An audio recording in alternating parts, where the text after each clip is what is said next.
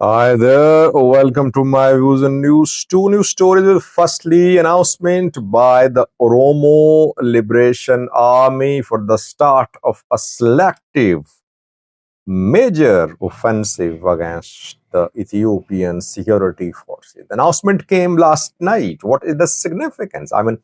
Already fighting ongoing on different fronts in Oromia. Why was the need for this special offensive?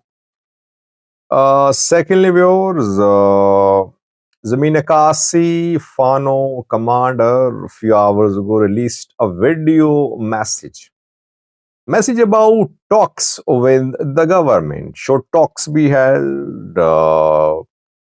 He claimed that government is trying to use this issue of talks as a propaganda. What did he say? And isn't it that Zameen Akasi and Skandar are taking very different positions when it comes to talks? What did he say? What did Skandar say? In a few days, 2 days ago or 3 days ago, a statement was also issued by four Fano groups. What did they say? Let's analyze the statements of all the parties. Before that, Oromo Liberation Army, OLA, released a statement, a social media message, I would say, last night. OLA is announcing the start of selected offensive against the security forces. By the way, just a few days ago, we heard from Ethiopian US ambassador to Ethiopia, Erwin Masinga, who called for resumption of dialogue between OLA and government and start of dialogue between Fano and the government. And OLA welcomed that call. At the same time, OLA has been showing its doubts about talks with the government, saying that government was never sincere in any genuine dialogue. So what is OLA saying now? Why was the need for the start of a new offensive? What are the objectives of this new offensive? OLA says this new selected offensive is being launched on the 28th of May, yesterday. It began yesterday. Objectives: restore sustainable peace in Oromia. Will this offensive restore sustainable peace or will it complicate the security situation? Let's see. Secondly, restore security, uphold human rights in Oromia region, and build democratic society. These are a few objectives mentioned by the Oromo Liberation Army. It means that it seems to be a large scale operation. It's not about attacking a few camps or a few police stations or a few military bases. OLA wants to restore democratic setup in Ethiopia. It means it would be a large scale operation, either to remove or to force the government to accept OLA's demands. So it means that in coming days we could see fighting pick up pace in the Oromia region. We could see more clashes. But it would be interesting to see which targets would be chosen by the Oromo Liberation Army. Will targets be military or political too? By the way, in Amhara, we see that targets are both political and military. I mean, Fano fighters attack federal forces, police, militia. At the same time, they attack Prosperity Party members too, government officials too. But in Oromia, mainly we see the targets, main targets that OLA sets are military targets. Sometimes Prosperity Party leaders are targeted too, but mainly military targets are selected by the Oromo Liberation Army. It would be interesting to see now what OLA does.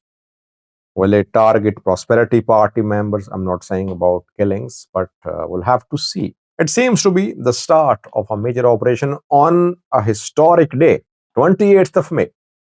OLA announced it yesterday, which was a significant day for Ethiopia in the past. It was 28th of May 1991 when the government was removed. EPRDF took power. EPLF took power. The day was not celebrated as a national day. We did not see any large-scale celebrations, any statement from the government. I discussed that in last night's live chat. You can watch the live chat. Second viewers, Fano commander Zamine Kasi spoke a few hours ago. A video message has been released by Zamine Kasi. Zamine Kasi is a key Fano commander from Gojum. Gojum, Fano is united under one command, you can say. A few days ago, we heard from Skandar, and people say there are issues between Skandar and Zamine Kasi. There are some issues, yes. Skandar is not in Gojum. Skandar tried to take over Zamine Kasi's Fano group in Gojum. Zamine Kasi was in prison, he was released, and then he was reclaimed his group, and Skandar was left without any fighters. And he went to Shoa, organizing a group of fighters in Shoa, reportedly. When Skandar released a video message last week, he said that yes, talks should be held. He said talks are part of such armed resistance movements. But he said that before the start of talks, one representative Amhara body should be established, and it is in process.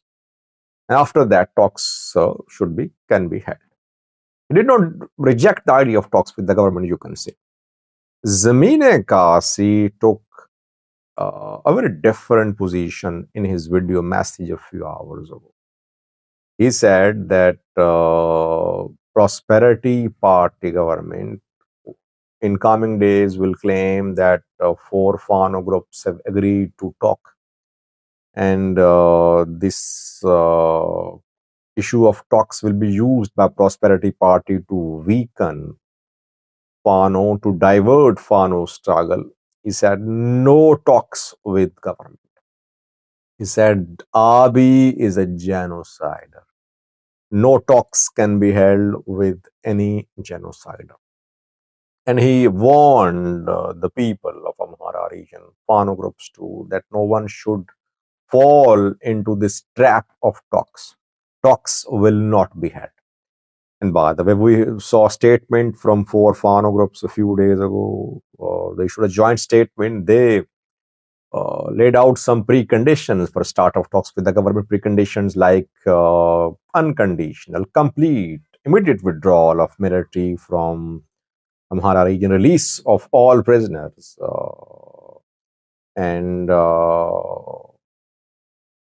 removal of government.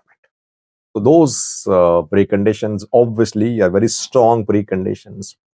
Zamine Kasi did not say that these preconditions should be met and then talks should be held. He basically rejected the idea of talks with the government. Though we know that international community is asking Fano to come to the table. We heard from Arvind Masinga, US ambassador, a week ago, saying that Fano should not reject dialogue. And there is no solution to this conflict.